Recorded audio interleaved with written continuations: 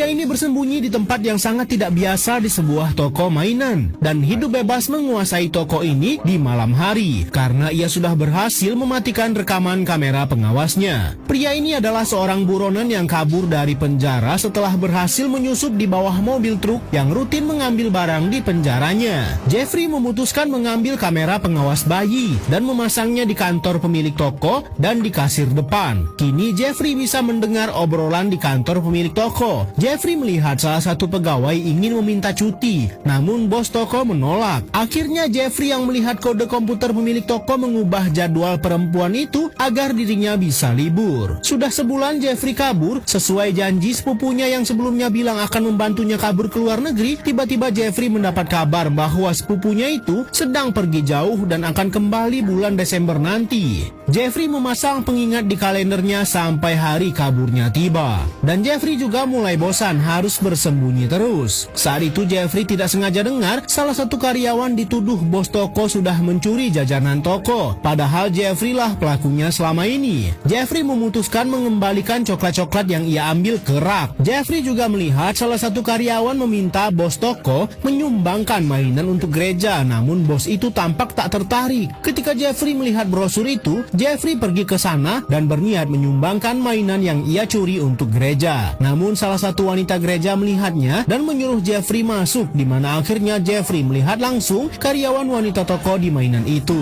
Di gereja, Jeffrey juga berkenalan dengan pendeta dan istrinya. Kemudian mereka memperkenalkan si karyawan toko yang bernama Leigh kepada Jeffrey yang di sini menyamar menjadi John.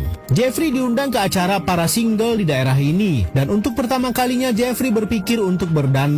Ia mencuri DVD game dan dijual untuk memeriksa giginya ke dokter. Kemudian akhirnya Jeffrey pergi ke acara itu di mana isinya para wanita saja. Jeffrey berbohong dan berkata ia adalah seorang intel dan sedang menyamar. Ketika pulang, ia berjalan bersama Leigh dan mengajaknya kencan minggu depan. Saat hari kencan tiba, mereka mengobrol bahwa ternyata Leigh seorang janda 2 anak dan sejak itu juga keduanya berpacaran. Namun ketika Leigh mengajak Jeffrey bertemu anak-anaknya, anak tertua Leigh tampak tidak suka dengan kehadiran Jeffrey.